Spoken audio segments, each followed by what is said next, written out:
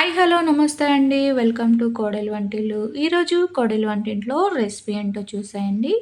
చూస్తే గెస్ చేసి కామెంట్ చేయడం అస్సలు మర్చిపోవద్దు. మీరెప్పుడైనా సరే ఇలాంటి రెసిపీ అనేది తిన్నారా? తింటే మాత్రం కామెంట్ చేయడం అస్సలు మర్చిపోవద్దండి. Chicken curry. చికెన్ కర్రీకి కామెంట్స్ ఏంట్రా తల్లి అనుకుంటున్నారా? కాదండి. ఈ వీడియోలో ఫస్ట్ నుంచి లాస్ట్ వరకు చూస్తే అస్సలైన రెసిపీ ఏంటనేది అర్థమైపోతుంది. ఇక ఈ చికెన్ కర్రీనైతే నేను మార్నింగ్ బ్రేక్‌ఫాస్ట్‌లోకి ప్రిపేర్ చేశాననమాట. లంచ్‌లోకి, బ్రేక్‌ఫాస్ట్‌లోకి రెండిటికి కలిపి చేశాను. బ్రేక్‌ఫాస్ట్‌లో తిన్నా, లంచ్‌లో తిన్నా పంటి కింద అల్లం ముక్కలు, కొబ్బరి పలుకులు, చిన్నుల్లిపాయ ముక్కలు తగులుతూ అదిరిపోయింది. ఇక ప్రాసెస్‌లోకి వెళ్ళిపోదామా? ఒక హాఫ్ కేజీ చికెన్‌ని నీట్‌గా వాష్ చేసి ఒక బౌల్‌లోకి యాడ్ చేసుకున్నాం. తర్వాత ఒక టమాటాను ముక్కలుగా కట్ చేసి యాడ్ చేసుకుందాం. 2 పచ్చిమిరపకాయలు ముక్కలుగా కట్ చేసి యాడ్ చేసుకోవాలి.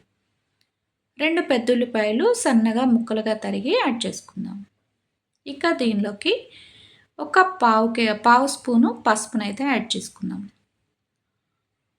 ఒక 3 స్పూన్లు కారప్పొడినైతే యాడ్ చేసుకుందాం. ఇది మనం ఇంట్లోనే ప్రిపేర్ చేసుకున్న కారప్పొడి. దీనిలోకి ఒక స్పూన్ సాల్ట్‌నైతే యాడ్ చేసుకుందాం.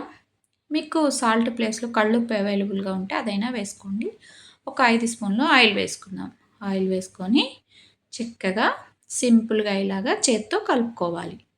ఎంతలా కలుపుకోవాలంటే మన చికెన్ ముక్కలకి ఉప్పు, కారం, ఇక ఈ ఉల్లిపాయలు, టమాటా ముక్కలు కూడా చక్కగా బాగా చేత్తో పిసుకుతూ మసాజ్ చేసి పక్కనుంచేసుకోవాలి.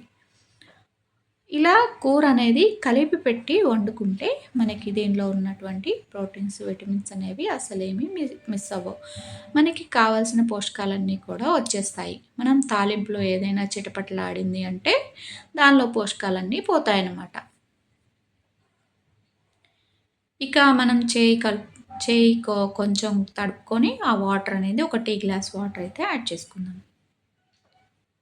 వేసుకున్న తర్వాత దీని మీద మూత పెట్టేసి ఒక 30 మినిట్స్ పాటు పక్కనుంచేసుకోవాలి. 30 మినిట్స్ తర్వాత ఈ కలిపి పెట్టుకున్న చికెన్ మొత్తాన్ని కూడా స్టవ్ మీద పెట్టుకోవాలి. స్టవ్ అనేది వెలిగించి హై ఫ్లేమ్‌లో ఒక 10 మినిట్స్ పాటు పెట్టేసుకుందాం. ఇక మనకి చికెన్ అనేది ఉడుకుతూ ఉంటుంది. మనం ఈలోపు ఈ చికెన్‌లోకి ఒక స్పెషల్ మసాలా ప్రిపేర్ చేసుకుందాం. దీనిలో స్పెషల్ ఏముందా అనుకుంటున్నారా? అల్లం, చిన్నుల్లిపాయ, కొబ్బరి, చెక్క, లవంగా ఇవే కదా! అదే ఈ మసాలా ప్రిపేర్ చేయడానికి నేను ఈరోజైతే రోటిని యూజ్ చేస్తున్నాను. రోట్లో ఫ్రెష్‌గా అప్పటికప్పుడు అల్లం, చెక్క, లవంగా వేసి ఇలా దంచుకోవాలి. తర్వాత కొబ్బరిని వేసి దంచుకుందాం. మీ చిన్నప్పుడు ఎప్పుడైనా ఇలాగా రోట్లో నూరిన ఫ్రెష్ మసాలా వేసి చికెన్ కర్రీ తిన్నారా? తింటే కామెంట్ చేయడం, లైక్ చేయడం, షేర్ చేయడం అస్సలు మర్చిపోవద్దు. మసాలా అనేది ఇప్పుడు చాలా ఇన్‌స్టంట్‌గా ప్యాకెట్‌లో వస్తుంది మసాలా. ఇక మనమైతే కొంచెం మసాలా ప్రిపేర్ చేసి టైం లేకుండా ఫ్రిడ్జ్‌లో పెట్టుకొని దాన్ని తీసి వాడుతూ ఉంటాము. వాటన్నిటికన్నా కూడా మనం అప్పుడప్పుడు ఇలాగ టైం దొరికినప్పుడు మసాలా అనేది ఇలాగ రోట్లో నూరి చక్కగా చికెన్ కర్రీ వండుకోండి. ఇంకా దీనిలోకి ఎలాంటి పొడులు, ఎలాంటి ఇంగ్రీడియెంట్స్ వాడకుండానే ఆ కూర అనేది చాలా చాలా టేస్టీగా ఉంటుంది. చూసారా మసాలా ముద్ద రెడీ అయిపోయింది. ఇక ఈ రోట్లో కూడా కొంచెం వాటర్ వేసుకొని ఆ వాటర్‌ని కూడా చక్కగా మసాలా గిన్నె తీసుకున్న మసాలా పేస్ట్ వేసిన ప్లేట్‌లోకి యాడ్ చేసుకుందాం. మా అమ్మ అయితే ఇలాగే చేసేదండి. మీ అమ్మలు కూడా ఇలాగే చేసేవాళ్ళా మీ చిన్నప్పుడు?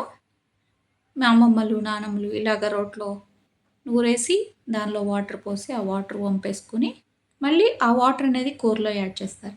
ఈ వాటర్ వేయడం వల్లే ఆ కూరకి ఎక్స్ట్రా టేస్ట్ వచ్చిందేమో అనిపిస్తుంది. అంత కమ్మగా ఉందనమాట. చూడండి హై ఫ్లేమ్‌లో మన చికెన్ అనేది బాగా కుక్ అవుతుంది.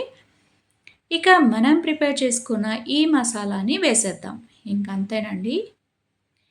ఇక నేను దీనిలోకి ధనియాల పొడి, గరం మసాలా పొడి, ఇంకా చికెన్ మసాలా పొడికి ఏ పొడులు యూజ్ చేయట్లేదు. కొంచెం వాటర్ ఎక్కువగా వేసుకొని జ్యూసీగా ఈ చికెన్ గ్రేవీ కర్రీనైతే ప్రిపేర్ చేసుకున్నాను. ఇట్లాగా చికెన్ అనేది పులుసులాగా తింటే చాలా బావుంటుంది. రైస్‌లో కలుపుకున్న, బ్రేక్‌ఫాస్ట్‌లోకి తిన్నా. ఇక స్టవ్ ఇక్కడ మీడియం ఫ్లేమ్లో పెట్టుకొని ఒక 10 మినిట్స్ పాటు కుక్ చేసుకోవాలి. ఎందుకంటే మనం మసాలా వేసాం కదండి. ఈ స్టేజ్లో ఉన్నప్పుడు మనకి ఉప్పు కారం సరిపోకపోతే కొంచెం యాడ్ చేసుకోండి. ఇక నేను కరివేపాకు అయితే వేసేస్తున్నాను. దీనిలో కొత్తిమీరలు కూడా నేనేం వేయలేదండి. జస్ట్ ఇలా మూత పెట్టి ఒక 10 మినిట్స్ పాటు సిమ్లో ఉడికించుకున్నాను.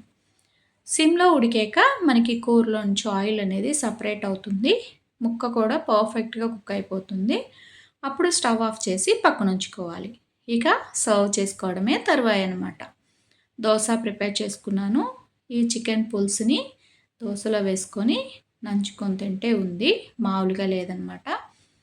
ఇక్కడ మనం వేసిన మసాలాలో అల్లం, వెల్లుల్లిపాయి, కొబ్బరి సన్నగా ముక్కలుగా చెక్కాబద్దలుగా మనకి దోసతో పాటు నోట్లో తగులుతూ ఉన్నాయి. టేస్ట్ అయితే చాలా బాగుందండి.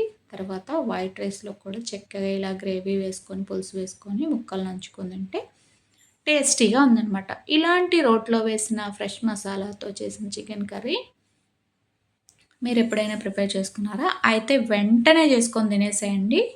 సూపర్గా ఉంటుంది. వీడియో నచ్చితే లైక్ చేసి షేర్ చేసి సబ్స్క్రైబ్ చేసుకోండి. Thanks for watching.